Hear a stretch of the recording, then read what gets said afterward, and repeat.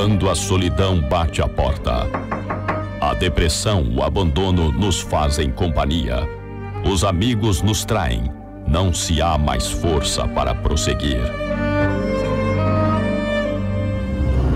Uma palavra pode mudar tudo. Uma palavra pode mudar tudo, pois as boas palavras fortalecem até os ossos.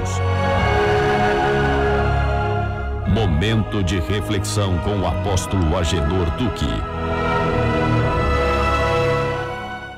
O profeta Ishaial, ou Isaías em português, conhecido por todos os cristãos, os muçulmanos e também os judeus, como um profeta que relata a vinda de Mashiach para eles que não o receberam e para nós que já o recebemos como o nascimento de Cristo. Está aqui, ó, por favor.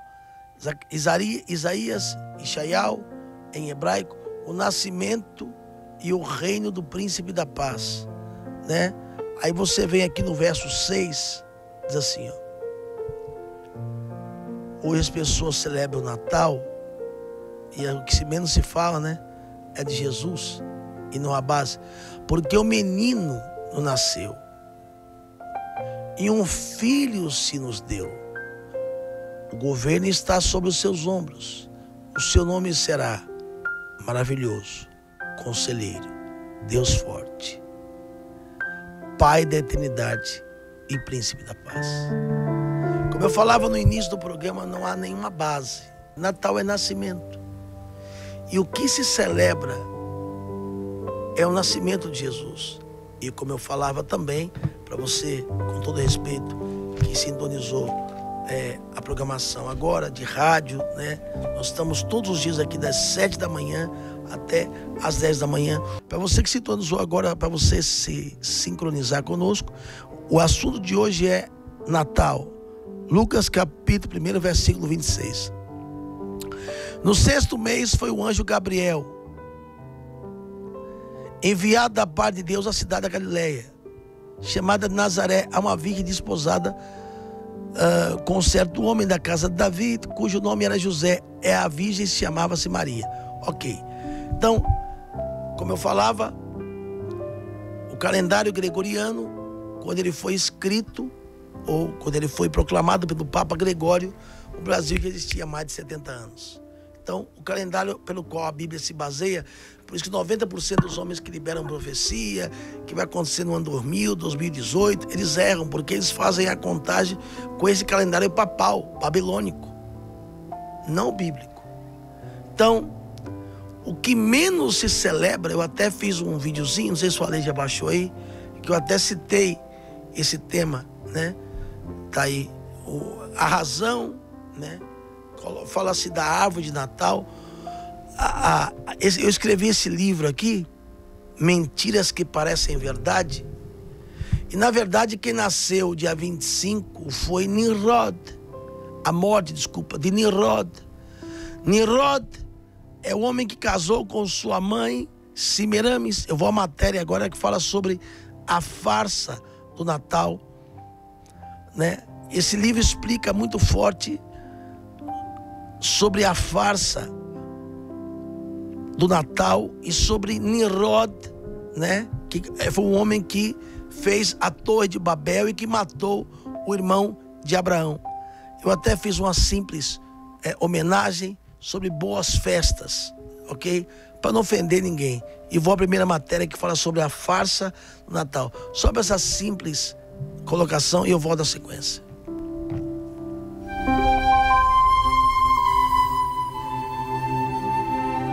Nasceu um filho, se nos deu. O governo será sobre os seus ombros. Se chamará Maravilhoso, Conselheiro, Deus Forte, Pai da Eternidade e Príncipe da Paz. Esta é a estação. Essa é a estação. Você fala de árvores, celebra tantas coisas. Este foi o motivo. O Calvário, a cruz, para nos salvar. Vou pela matéria, a faça, eu já volto. Semiramis e o seu obelisco.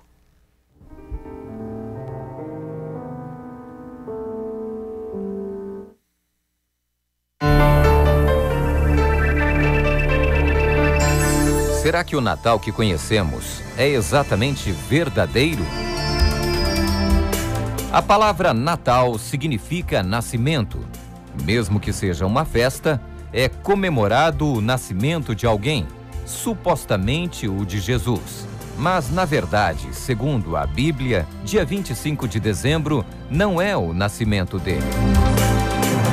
A Bíblia não revela a data, mas podemos ter certeza de que não foi em 25 de dezembro.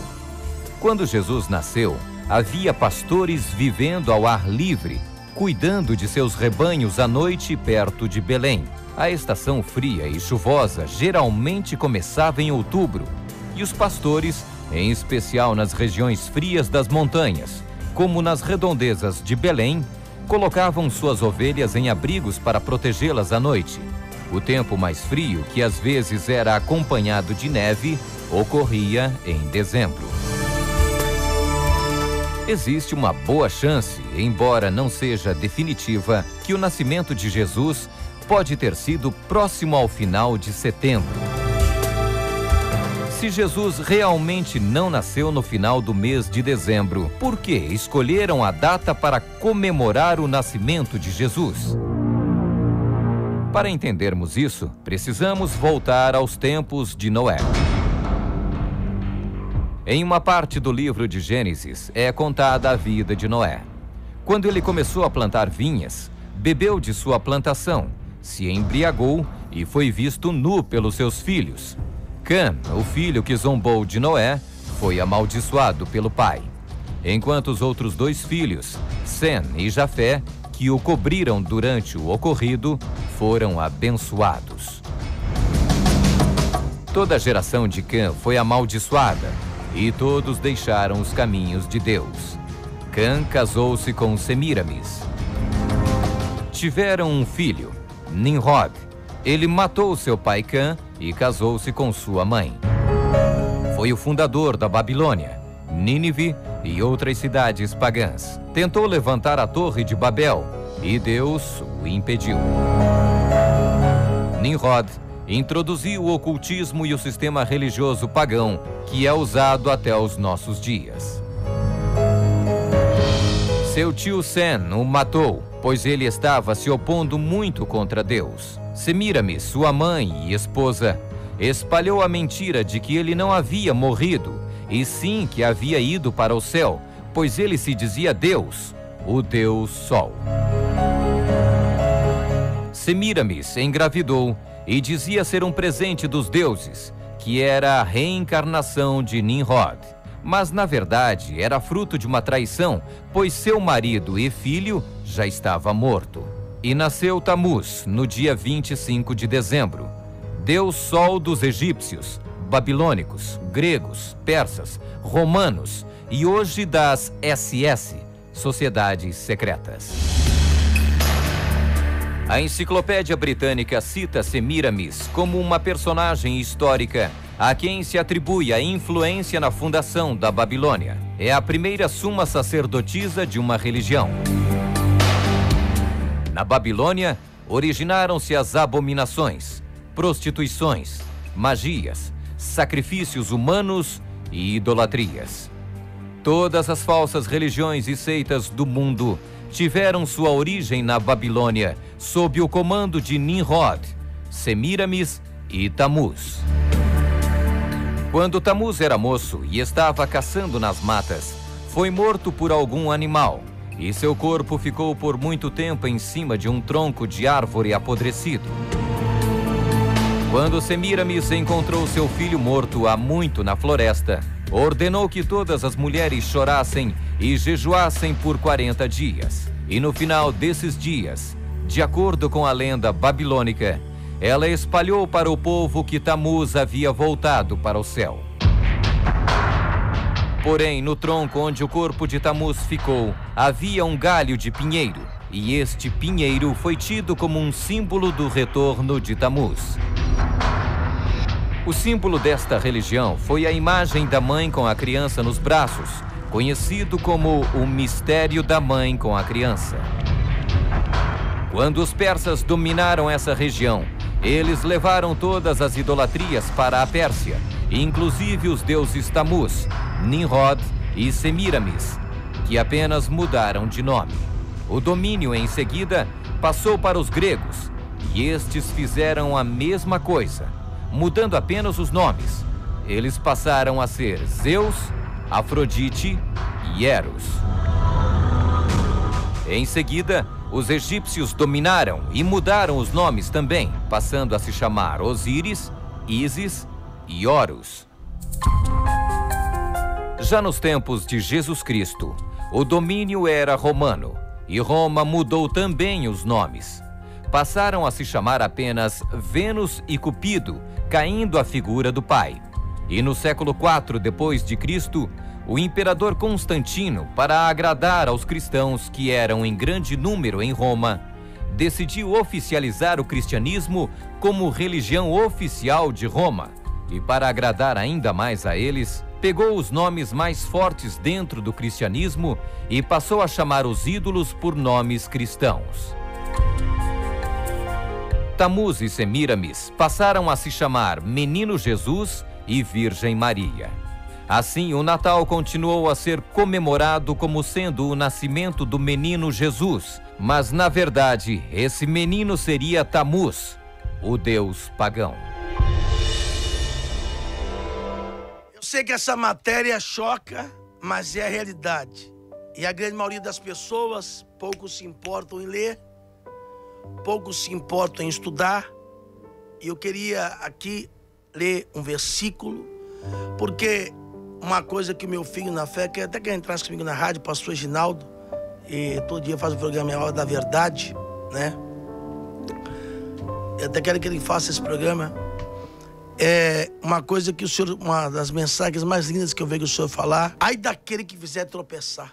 É verdade. Um pouquinho mais perto do microfone. Aquele que faz tropeçar, porque é melhor que pegue uma corda e se jogue. Uma ponte. Ai daquele que fizer tropeçar um dos meus pequeninos. Porque se eu quiser fazer idolatria ou abominação, é eu. E eu vou colher para mim. Mas um pastor, um pai, um presidente, um líder, ele influencia pessoas. Sim.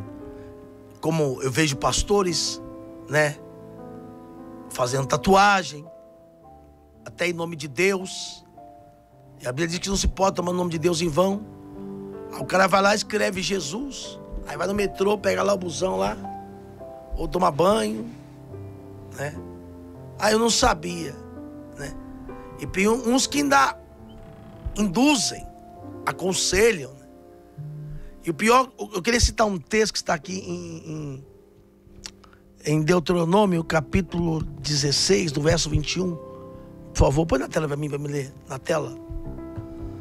Não plantarás para ti nenhum Baal ou Azerá, nem árvore junto do altar do Eterno.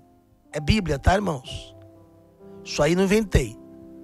Não plantarás para ti Azerá ou árvore junto do altar do Eterno, o teu Deus, que farás para ti. E não levantarás para ti um pilar, porque o teu Deus, o Eterno, odeia. Para aqueles que creem em imagem, idolatria ou santos, é natural plantar árvore em suas casas ou templo, mas nós adoramos somente ao Eterno, o Shema Israel. Ouve, ó Israel, o Senhor teu Deus é único. Pior que tem pessoas, ô pastor Reginaldo, obrigado, produção, que além dele fazer as trapalhadas dele, ele ainda coloca no altar da igreja. O que eu estou vendo de pastor, eu sei que a maioria vai ficar revoltado, você tem a sua opinião, eu fico com a palavra de Deus, Lucas capítulo 1, verso 26, eu não posso ir contra a palavra. Fala aí, para falar perto, fala. Tá, Mateus 18, né? Tá aqui. O que fizer tropeçar desde o pequenininho que crê em mim é melhor que ele penduraste uma pedra num pescoço. Que é mais fácil, porque ele se mata sozinho. Agora, me diz uma coisa, o que tem a ver a árvore, hein, Vitor? Você que é um bom exegeta, formado em teologia, o senhor também. O que tem a ver o pastor colocar umas erradas... Como é que chama aquele desenho do Pica-Pau? Colocava aquele totem? Colocar uma árvore de Natal... O que tem a ver a conexão de um com o outro? Mas aqui... É assim como é, daqui a pouco tem festa junina, daqui a pouco tem... Nós somos a luz, não tem nada a ver. Eu quero... Para dizer que eu sou uma pessoa estúpida, eu quero mais uma vez aqui, a terceira vez, parabenizar ao padre Juarez, que foi homem de Deus, independente se ele é padre ou não, que teve coragem de falar a verdade. Põe o padre aí dizendo a verdade, eu volto já. Eu começo perguntando pro padre Juarez, aquela pergunta que eu fiz um pouco antes. Então, olha... Por que o dia 25? Então, interessante. Ele nasceu no dia 25, foi isso? Olha, Jesus nasceu no dia 25. Não vamos ficar frustrados, decepcionados, nem dizer assim, o Dalcides, o padre Juarez e o Brito acabaram com o meu Natal. Mas Jesus não nasceu no dia 25 de dezembro. Não nasceu no dia 25 de dezembro, porque a data de 25 de dezembro foi uma data escolhida logo depois. Aliás, é interessante lembrar que a grande festa do cristianismo nem era o Natal. O cristianismo ele começa a ser celebrado 300 anos depois da ressurreição de Jesus. A grande festa do cristão é a Páscoa. É a Páscoa. E continua sendo, né? Continua sendo a Páscoa. Mas o Natal, ele começa a ser celebrado por volta do ano 300 e com uma razão. Se Jesus viveu, morreu e ressuscitou, que é a Páscoa, ele nasceu. E se nasceu, a gente contempla esse momento. Provavelmente Jesus deve ter nascido na primavera, deve ter nascido na primavera do hemisfério norte. Agora, o porquê dessa data do dia 25 de dezembro? Olha que interessante. Vamos lá. Nessa época que o Natal começa a ser celebrado, a gente vê o cristianismo chegando em várias regiões pagãs. E o que mais se celebrava nessas regiões pagãs era justamente a grande festa aos astros. E existia a grande festa ao Deus Sol, ao Sol. Aliás, no dia 25 de dezembro havia uma festa chamada a Festa do Sol Invictus. Sol Invictus, que era o seguinte, era o momento que o Sol mais se afastava da Terra em relação ao hemisfério norte, tudo hemisfério norte. Então, quando o Sol estava mais afastado da Terra, por isso que é gelado, é frio no hemisfério norte. Então, é como se o Sol fosse acabando, aí ele voltava novamente. Então, o Sol que não é vencido, o Sol Invictus, o Sol invencível. Aí, o que a igreja muito sabiamente fez? Todas as pessoas falando, olha, nós celebramos o Sol, Deus Sol, Deus Sol. Aí a igreja chega e fala assim, o verdadeiro Sol da nossa vida é Jesus. Lindo. E ali, então, o dia 25 tem tudo a ver. Pronto. Aí, se a gente celebra o Sol nesse dia, o Deus Sol, não é mais um Deus pagão, é o Deus verdadeiro, é Jesus que vem como Sol. E não há, só para terminar, não há nenhum problema a gente celebrar o Natal de Jesus, o nascimento de Jesus no dia 25, porque nós fazemos isso. Quando o seu aniversário cai no meio da semana, você fala, eu não vou fazer aniversário, comemorar no meio da semana, não vou comemorar no final de semana, para os amigos virem. Você muda a data da comemoração. O aniversário é naquele dia, mas a data da comemoração é outra. Então, nós mudamos a data da comemoração, a comemoração no dia 25 de dezembro. Então, Natal significa nascimento. Eu também queria colocar mais uma vez, para você que não acompanhou, não pôde ver domingo, o momento em que nós estivemos ali no Monte Sinai, e também testemunhos do que aconteceram. Antes também queria colocar aqui uma fala sobre eu também sou jornalista e uma das pessoas que eu mais admiro pela autenticidade e também pela ousadia na sua fala, e pessoas que têm identidade, né? Que têm caráter. Raquel Sherazade, quando fala acerca do Natal, ainda que fosse dia 25, o que menos se fala é sobre Jesus. Eu vou essa matéria com ela e eu volto. Liga para cá, 0 Pedro 11 20 24 6200 ou 2692 3860. Lembrando, domingo agora é o último domingo do ano. Vamos estar juntos aqui na igreja, também aqui na sexta-feira, e hoje temos cultos às 18 horas. Eu volto, já não sai daí. Sabe vai faltar na festa de Natal? O aniversariante do dia. Como na noite do seu nascimento, ninguém lhe abriu as portas e Jesus não tem onde repousar. Não há espaço para ele nas casas dos hipócritas de ceias fartas e corações vazios. No teatro do Natal, entre papais noéis, pinheiros reluzentes e embrulhos de presentes, Cristo passa despercebido, como se o bom velhinho fosse fato e o bom Deus é que fosse lenda. Eu não acredito no Natal consumo, o Natal das gentilezas fugazes, do altruísmo anual. Natal são as boas novas eternas de um Deus que se fez servo, do Verbo que se fez carne, do profeta que revolucionou o mundo pela paz e pelo amor. E é por amor a esse Deus menino que os cristãos genuínos celebram o verdadeiro Natal. Nasceu hoje o Salvador, que é Cristo Senhor. Glória a Deus nas alturas e paz na terra aos homens de boa vontade. Espero que eu não tenha ofendido a sua fé. Você tem todo o direito de crer da maneira em que você quiser acreditar.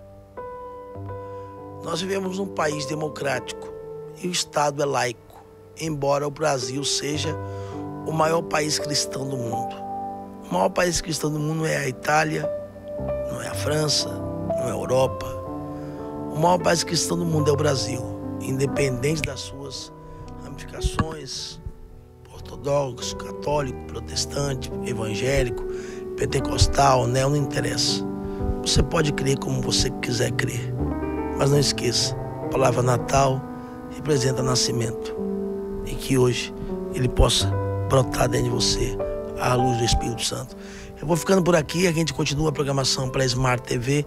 Se você tem a Smart TV, vou pedir colocar aquela televisão que você assiste YouTube, que você assiste Netflix, e também pela rádio 101,3. Eu vou com você até às 11 da manhã. Mito total, Jesus não nasceu em dezembro. Quem nasceu foi Tammuz, e aí vai haver uma série de outros problemas relacionados ao Natal, porque comemora-se um aniversário de um ídolo usando o nome de Jesus e Yeshua. Yeshua é o nome de Jesus em hebraico, a gente está acostumado a falar Yeshua. Isso pode ser considerado, entre outras coisas, um adultério espiritual, uma infidelidade com Deus e algo abominável para Deus, porque Deus, quando ele estabeleceu o nosso povo na terra dos cananitas, ele falou: não me adore como as nações adoram seus deuses, ou seja, não imite as nações. Então Deus tem a maneira correta de adoração a ele e não pode ser atribuído uma adoração estranha. E como é que isso chegou até a gente? Como é que o Natal foi introduzido na nossa cultura, na nossa sociedade? Por uma estratégia infeliz da Igreja Romana, que é o sincretismo religioso, pretensamente para cristianizar o paganismo. Na verdade, paganizou a fé verdadeira. Então essa coisa de eu vou usar a cultura das nações para poder falar do Deus verdadeiro. O Deus verdadeiro não precisa disso.